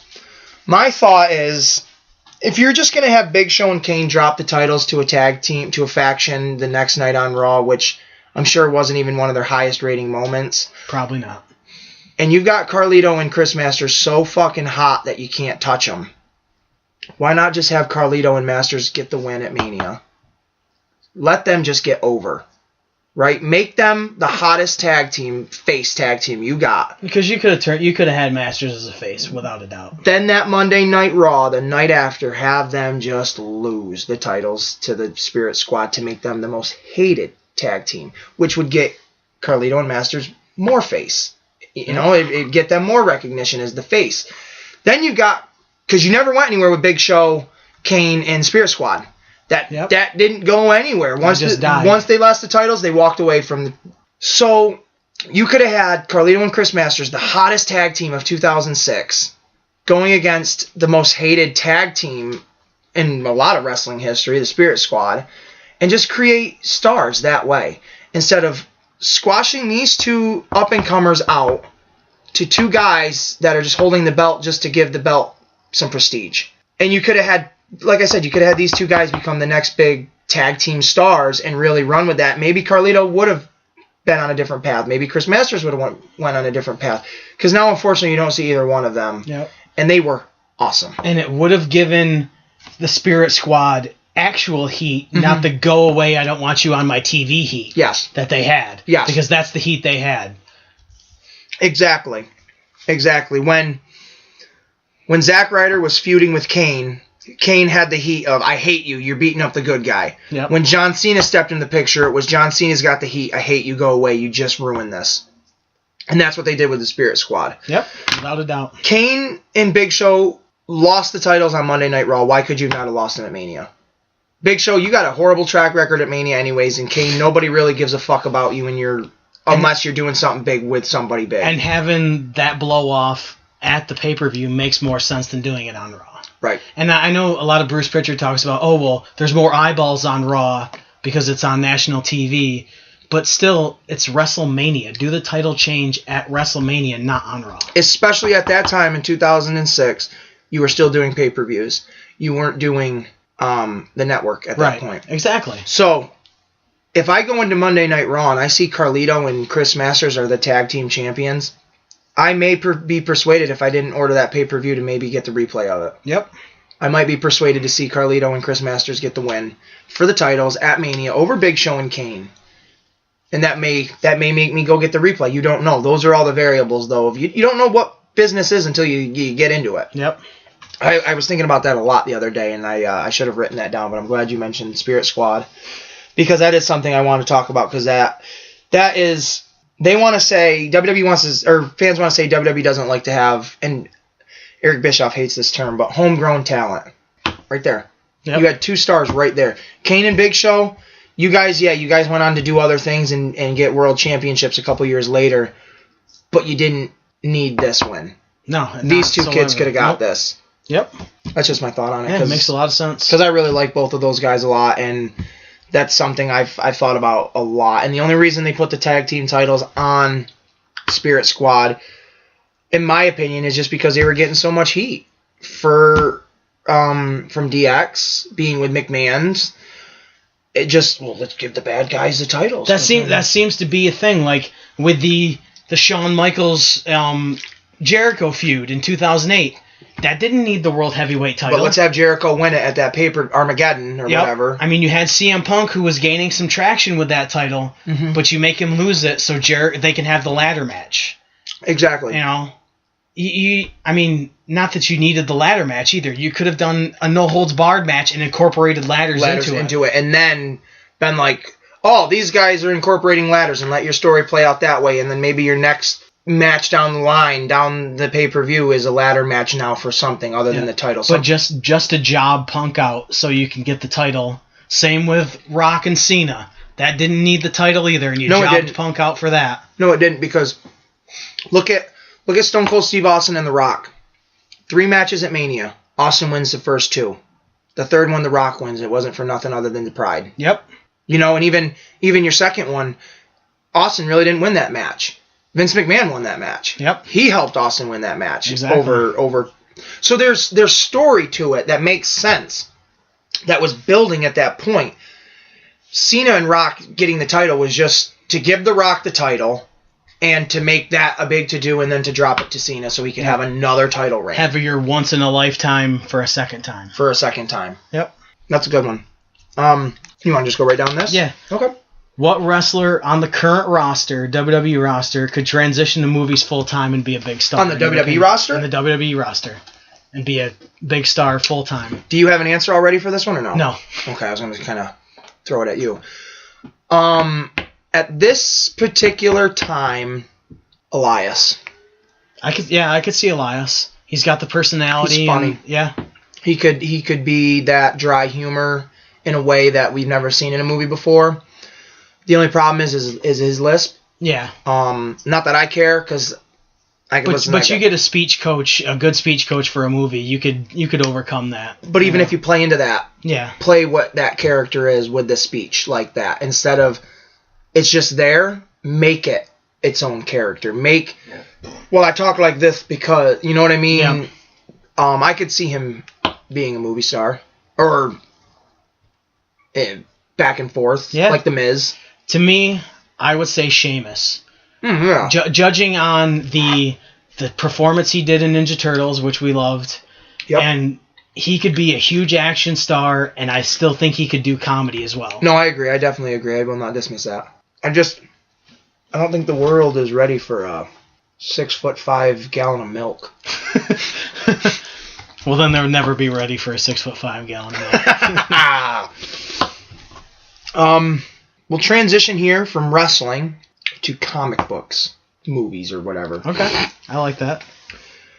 What's this question here? It doesn't have to be comic books, I'm sorry, but movies and pop culture. Your favorite movie franchise other than Marvel? All right, since you asked me that, I am going to be a gentleman and say Dave first. I'd say the Die Hard franchise. Oh, I thought you were going to say Terminator.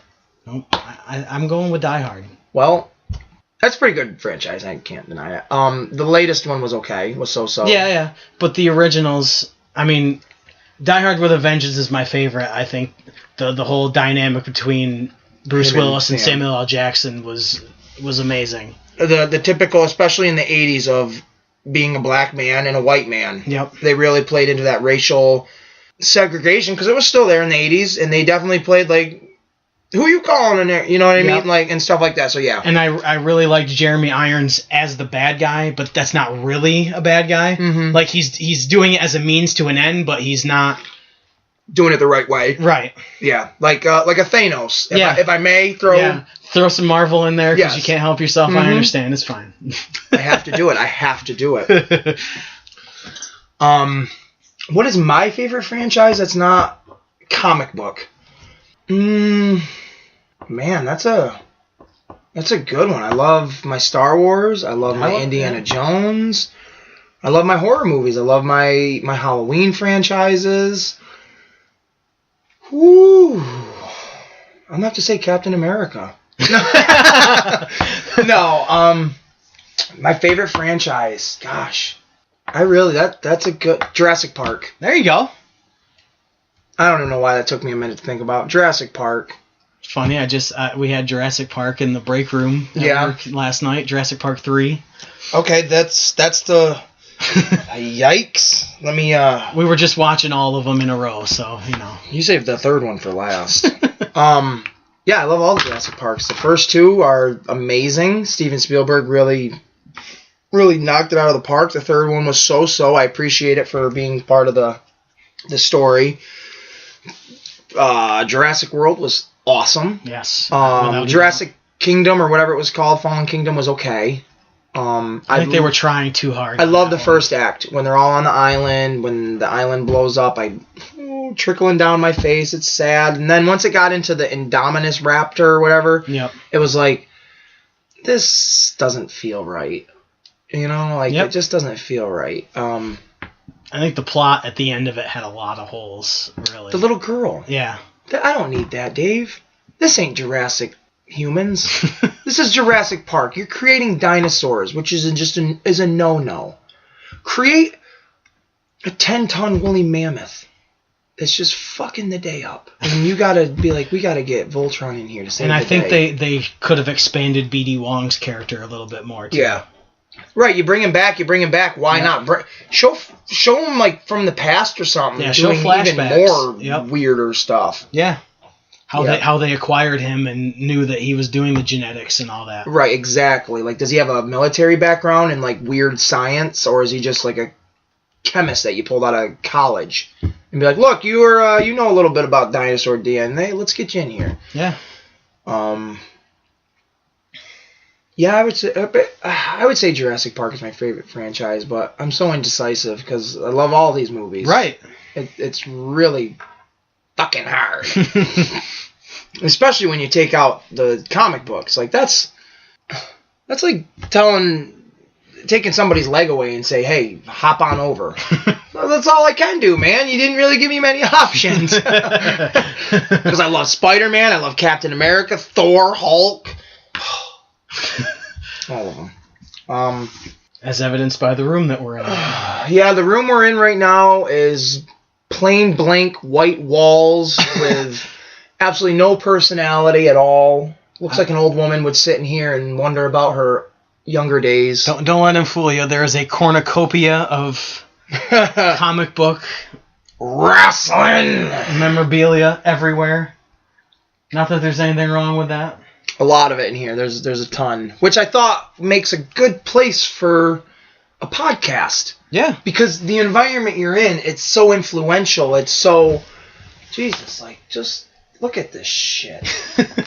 You know, Eventually we'll have to set up a camera so you can see the magnificence. I would love to do a camera with the podcast. I really would. I think that would be a lot of fun. Videotaping us doing it would be a lot of fun, I think. I really do. I would sit here and watch just two people twirling these pens around the way we are and wearing a bandana. Talk about stupid shit. I would. This is what a podcast is. This is why I listen to commentaries on DVDs. This is why we listen to the podcast when we go for the wrestling rides and stuff at times. Yep. You just want to hear people talk and talk about stories, their opinions, so you can throw your opinion out there, come up with fan theories, come up with all sorts of ideas, and take it to a whole nother level other than what's just presented in front of you. You know, like Doctor Strange, they say it in the movie. And it doesn't even need to be in that movie. It could have been in any movie, but most people are looking through life, looking through a keyhole. Like, you got to open the door to see what's behind it, really. And I think podcasts from all different types of topics are fun, like the Joe Rogan one I listen to. They talk about everything. The Bruce Pritchard ones where they talk about wrestling. I listen to comic book ones. I listen to ones that are solely about politics. I mean, it's a form of entertainment now that has become a pop culture sensation. Yep. And this is pretty much what we do on road trips. We talk about whatever we want to talk about, and we figured putting it down for you guys would be a good thing to do. Exactly. And I have no background in this of talking to a fake audience or... I have a little bit of it. Right. So it makes it interesting. Two different backgrounds, very different dynamics coming together. You know, it's like the Mega Powers. Oh, yeah. And if we had a camera here right now, you'd see the handshake, brother! Miss Elizabeth, you whore! Oh, whoa. You turned into Macho Terry Funk. Whoa, there. sorry. My eye, Mick. My eye.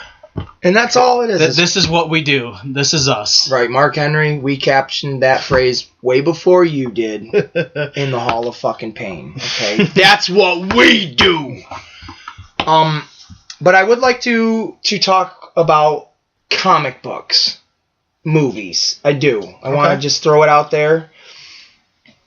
I like them. There's a lot of them.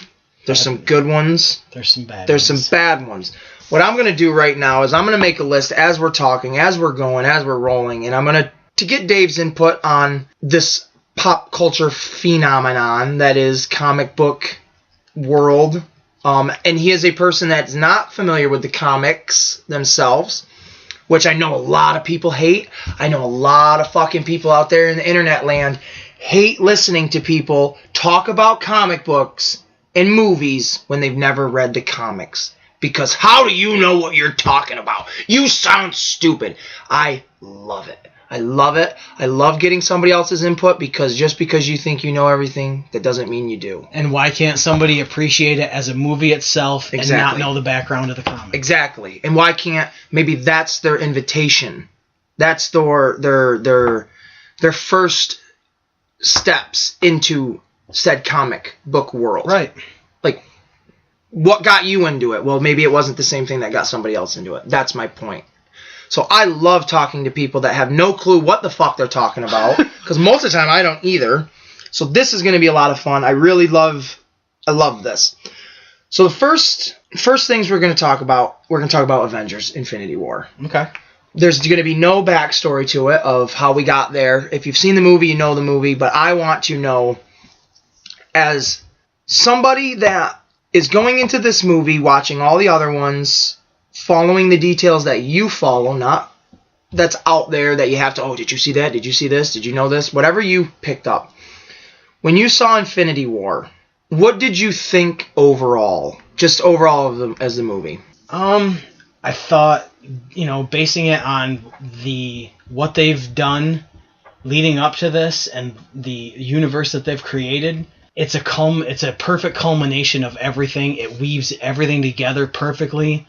You can see little things that you thought you knew, but you didn't. And just the character arcs have all come together so perfectly. I thought it was amazing. Okay. Going into a movie like this, you'd have to be ignorant to not think people are going to die. Right. This is the culmination of 10 years of movie making that in our lifetime has happened once. This has never happened before anybody else was alive. This is happening now, of this Marvel Cinematic Universe of starting one movie 10 years ago and it branching into 22 movies later. Genius on their part. But when you saw the deaths in that movie, and I say deaths because there are a fucking plenty of them, who was the most shocking and why? Spider-Man. Okay. Because they are trying to build that up with more movies, it seemed like it wasn't coming. Right. I can say that or Black Panther. Right. That. Right. Most people, including myself, going into this movie, and like I said, this is where it comes into you knowing what you know and me knowing the research that I fucking do, which I do a lot of it. Knowing that there's going to be another Black Panther movie. Right. Knowing there will be another Spider-Man movie. I was going into this movie not thinking that those two were going to die, because they're guaranteed another movie. That doesn't mean they weren't movies that happened before Infinity War. I don't know how the timeline's going to play out, so that I don't know either. But going into it, I didn't expect those two to die either. But because I knew they had movies, I know, well, they're not going to be dead forever. Right. Someone like Drax, who before the whole James Gunn getting fired thing from Marvel, because he got fired for like pedophile tweets and stuff like that, Batista was very vocal about wanting them to hire him back. Now, someone like Drax could die in that movie, which he did. You might not bring him back. You could say, well, we don't want to hire Batista again. You're dead. Your character's done. Yep. That's not going to affect the future outcome of this MCU. If you were to say Black Panther's dead and we're not doing another movie on him, that's going to be, what the fuck? Yeah, you're going to piss off a lot of people. You're going to piss a lot of people off. But going into that movie, the deaths I thought were going to be one of the Holy Trinities. Thor, Iron Man, or Cap. I thought one of those three will die today. Captain America, I thought, was a definite. But I can't, even the most experienced comic book enthusiast, someone that reads these things, knows them inside and out, knows the story arcs more than anyone else, knows the characters better than anyone else, I don't even think they could have predicted this movie. And yes, in the comics, Thanos snaps his finger and wipes out half the humanity. But in the comics, it's much, much different. It's much, much different than this movie. It took me by surprise. It was a huge shocker. It was an awesome, awesome movie. Hell yeah. And the reason I even open up with that movie is because to me it's the biggest comic book movie in the world. Out of any other comic book movie ever made, I think it's the biggest one. And one of the most hyped right. ever as well. And almost any human that's alive now has seen it. It's not like, oh, did you see Iron Man 2? No, I missed it. Did you see Infinity War? Dude, I see it. I went and saw it 6 times. And if you haven't yet, too bad for the spoilers. Oh, man, spoilers. Bucky dies, Falcon dies, Spider-Man dies, Nick Fury's at the end in an end credit scene. He dies, Maria Hill dies, they page Captain Marvel, they all die. Everybody's dead. Everybody's dead except for your mama. So, too goddamn bad if you didn't know all that. God's dead, too. He died in it. How you killed him? Morgan Freeman died, goddammit. Oh, my God. Freckles and all. Each freckle just popped right off. But there's a couple things, not so much now opinion-wise of that movie, but there's a couple little things I pick away from that movie that I want to talk about that I've never heard anybody else really talk about. Okay. I've seen that movie 5 times to this date. I've seen it 5 times. I went to theaters, saw it 3 times. I've seen it twice since I've owned it on DVD. I will not watch it again until the day before Endgame comes out. 2 things that really stick out to me in Infinity War that I love. I lost the first one. The second one is at the end, when they're all getting ready to fight, Proxima Midnight confronts Black Widow, Captain America, and Black Panther and says, we're here to kill all of you. And something like that. And he goes, Black Panther goes, all we have here is blood and sand. Like, all we can spare is blood and dust. All we can spare is blood and dust. And she goes, well, we can spare the blood. Or we can, not spare the blood, but we can give you the blood. Kind of saying, like, we got the blood to shed. We're not afraid to get whatever. So it's think of that. Think of Black Panther saying, all we have is blood and dust, really. She says, we can give you the blood. At the end, when Thanos snaps his fingers, what do they all turn into? They all turn to dust. They all turn to dust. Now, if that's not poetic imagery, I'm not sure what is. And if you didn't catch on to that, maybe it's not something. Maybe I'm just reading into it. But I'm one of those guys, I kind of read into what everybody says in these movies. And I thought that was really something else. And the fact that Black Panther was the one that said, all we have is blood and dust, and he turns into the dust. Yeah, that's really cool. I thought that was clever. I can't remember for the life of me what the other one was now. Something to do with Infinity War. Well, I'll think of it at some point, and I'm sure we'll come back to this. That's why I wrote down the blood and dust one so I wouldn't forget it. It took me a minute to get there because I was Charlotte flaring it. Wow. Can we use that as a verb? Yeah. Charlotte Flair is now a verb. It's what you do. Somebody get Webster's on the phone. Yep. If SmackDown was added to the dictionary, Charlotte is. She is now a verb. Charlotte Flair is a verb. She's what you do. I guess that has double meanings. Yeah. We're dealing with rumor and innuendo now. Oh, boy. The other part was at the end, an end credit scene, when Nick Fury and Maria Hill see it, like, helicopters fucking fall into the sky, or from the skies, and cars crashing because people are disappearing. Does anybody think of that when they're walking out of the theater? Like, oh shit, Thanos just snapped his finger, all these people are dying. But what about what they're doing in the moment? What is being affected by that moment of them dying? Those people that just got disappeared in a helicopter. That helicopter is now nosediving right down towards a school bus full of kids. You know what I mean? Like, there's way more casualties than what he was referred to. Yep. Exactly. Yeah. I don't know if that's going to play a part in Endgame. I don't know. Because in the trailer, she goes, Thanos did exactly what he said he was going to do. He wiped out 50% of all population or whatever. So it's like, I don't know. But then, population of what? In the universe? Okay, you did say that. Are you going to show me other places that now have 50% life? Because you showed me Titan, where Iron Man and them were. Doctor Strange was there, he died. Spider-Man was there, he died. Spoiler alert. Drax died. Spoiler alert. Mantis died. So, are you going to show me a ripple effect throughout this universe of, like, other worlds? Like, living normal, and then all of a sudden they just start getting wiped away. Yeah. It's such a huge movie and such a huge concept that it's like you got so much still to answer. So many things you can go, so many places you can go with it. It's gonna be it's interesting.